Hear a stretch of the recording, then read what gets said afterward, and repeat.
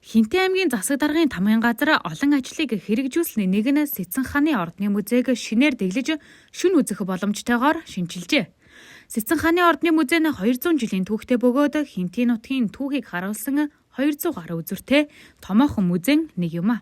Залуу улсын музей өдрийг тохиолдуулж Хинтээ аймгийн музей, Хинтээ аймгийн засаг даргын тамгын газар олон ажлуудыг бас хамтарч хэрэгжүүлж байна. За энэний нэг бол өнөө орой Сэцэн хааны ордон музейг шинээр дэглэж ялангуяа шүн үзэх боломжтойгоор ингэж дэглэлт хийсэн. За тэгээ энэ одоо дэглэлт хийж нээлттэй хийж байна. За тэгээд Сэцэн хааны ордон музей бол Монгол улсын хэмжээнд бас үнд түүхийн одоо юм хосгүй сайхан өв.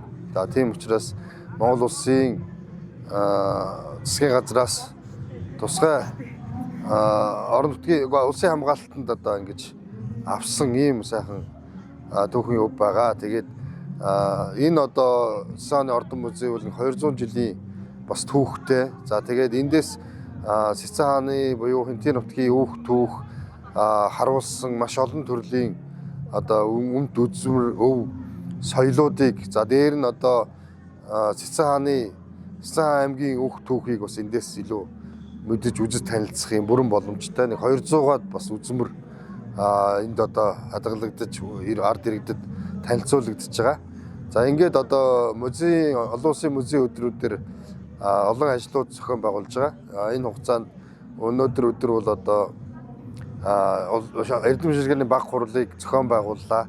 За энэ ялангуяа Хинтээ нутаг Харилан голын сав газар дагуух энэ одоо түүх дурсгалын газруудыг хадгалж хамгаалах чиглэлээр бас олон санаануудыг гаргаж эрдэмтэн, докторууд, судлаачид хүрэлцэн ирлээ. За тэгээ энэ одоо нэлээ үр дүнтэй ийм ажлууд болж байна. За Хинтээ нутаг бол түүхэн аялал жуулчлалын нутаг. За мөн одоо зүүн бүс нутгийг түүхэн аялал жуулчлалын энэ одоо бүс нутаг болгож ингэж засгийн газраас бодлого чиглэл барьж ажиллаж байна. За энэ хүрээнд Хинтээ аймаг бол Эзэн Чингис хааны өлгийн нутаг. За энэ нутгаараа олон Монголын нууц төвчөнд орсон маш олон түүх газрууд байна. За энийг одоо дэлхийн одоо аялал жуулчлал сонирхдаг хүмүүс за монголчуудаа ч гэсэн илүү үзэж таниулах энэ чиглэлээр маш олон одоо жуулчдыг, аялагчдыг Хинтээ нутагт аялуулах за энийг дагсан маш олон одоо түүхэн цогцлборуудыг засгийн газраас одоо хөрөнгө оруулалт хийж ашиглалтанд оруулж эхэлж байна. За өнөөдрөөс бас одоо соёлын яамны ажлын хэсэг ирж ажиллаж Хинтээ аймгийн хэмжээнд байгаа энэ түүхийн цогцлборуудыг бүрэн ашиглалтанд оруулах талаар аймгийн стратегтэй хамтран ажиллаад ингээд энэ цаг хугацаанд ажиллаж байна. За тэгээ ингээд бид эх жилүүдээс эхлээд энэ одоо түүхэн цогцлборуудаа ашиглалтанд оруулж түүнийг дагсан дэд үзүүдэд илүү ашиглалтанд оруулж за маш олон одоо жуулчдыг Хинтээ нутаг руугаа татаж цаашлах юм бол зүүн бүс нутаг руугаа илүү татаж за энэ зүүн бүс нутгийн түүхэн аялал жуулчлалын хүрээнд Хинтээ нутаг бол илүү түүхэн оройлж манлайлж ингэж ажиллана. За тэгээд тэр хүрээндээ бас иргэдийнхээ одоо орлогыг аялал жуулчлалт дагсан одоо бүтээгдэхүүнүүдийг бий болгож за мөн ахуйд чиглэсэн их аялал жуулчлалыг бас бид түлхүү одоо иргэд маань өөрийнхөө ахуйг үзүүлдэг, сонирхуулдаг.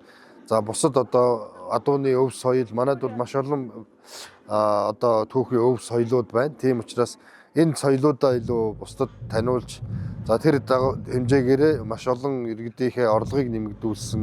За Хинтээ аймаг аялал жуулчлалаас нэлээд орлогоо бүрдүүлдэг ийм аймаг болохыг зорж бид нар бас бодлогоо хэрэгжүүлж ажиллаж байгаа. Тэгээ энэний маань одоо бас тодорхой хувь нэмэр бол манай энэ Чингис хотод ирж хүмүүс одоо үзэж танилцах нэг том сайхан орчин энэ Сэцэн хааны ордон музей шинээр дэглэж ингэж тохижуулснараа за 100 жилийнхээ хүрээнд бол бид гадна тохичлтын ажлыг одоо МСС компани хөрөнгө оруулалт, орон нутгийн хөрөнгө оруулалт ингэж одоо хамтдаж тохижуулсан. За одоогоор бол энэ дотор тохичлолтоо бүрэн гүйцэтгээд ингээд одоо Чингис хотод доторх бас нэгэн үзмэр иргэдийн залуучуудын чөлөө цагаа өнгөрөх боломж нөхцөл бас бүрэн бүрдсэн ийм одоо сайхан үзмэр бий болж байна. Тэгээд энэ болгонд манай иргэд бас илүү одоо үйлчлүүлж олон хүүхдөө мэдэж танилцж ингэж авах хаа гэж найдаж байна. Хинтээ аймгийн музейн тусгай үзүүлэн буюу генералуудын танхимыг аймаг орон нутгийн удирдлагаас санаачлан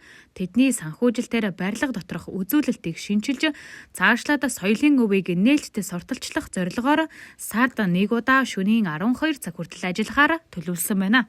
За жил өрийн 5 сарын 18 бол олон улсын музейн өдөр тохиодог. Тэгээ энэ одоо олон улсын музейн өдрийг тохиолдуулаад Хинтээ аймгийн музейн хамт олон нэлээд олон ажлыг төлөвлөж зохион байгуулж хэрэгжүүлж байгаагийн нэг нь өнөөдөр Цэцэн хааны ордон музейн шөнийн үзүүлбэрийн үйл ажиллагаа байгаа. Ер нь бол одоо энэ олон улсын музейн өдрийг тохиолдуулаад Хинтээ аймгийн музейн хамт олон генералуудын болон шинжилэн тэглэлээ мөн өнөөдрийн энэ Цэцэн хааны музейн барилга доторх одоо үзүүлдэг тэглэлтийг шинээр одоо ингэж нээж байна. Тэгээ энэ үйл ажиллагаа маань бол цаашид сард 1 удаа энэ соёлын өв энэ орон зайд соёлын өвийг нээлттэй сурчлах зорилгоор шөнийн 12 цаг хүртэл ажиллахын зэрэгцээ мөн одоо энэ Цэцэн хааны ордны барилга байгууламжтай үзмэрийг үзэхээс гадна энэ Задгаа театрт бас соёлын өвийг сурчлах соёл олон нийтийн ажлыг бас зохион байгуулахаар ингэж төлөвлөсөн. Тэгээ өнөөдөр энэхүү одоо зуны музейн үйл ажиллагаа маань ийхүү нээлттэй одоо шинжилэн дэглэж нээлттэй хийж одоо үзэгч олныг бүтээл болгоод байна.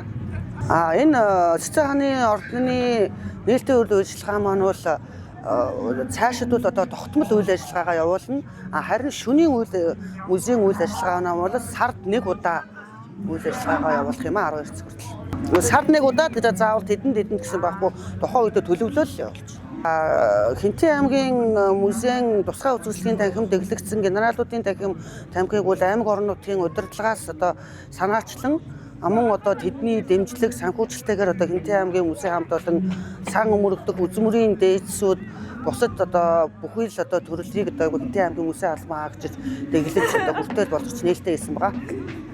Эзэн Чингис хааны өдлөгийн нутаг болох Хинтээ аймгийн түүх, өв соёл, Монголын нууц товчоонд орсон олон дурсгалт газруудыг монголчуудтай болоод дэлхийн аялал жуулчдад түгээн дэлгэрүүлэх зорилгоор зорин ажиллаж байна. Аялал жуулчдыг татахын зэрэгцээ түүхэн цогцлборт газруудыг бүрэн ашиглалтад оруулж эхлэхээр соёлын яамын ажлын хэсэг ирж засгийн газартай хамтран ажиллаж байна.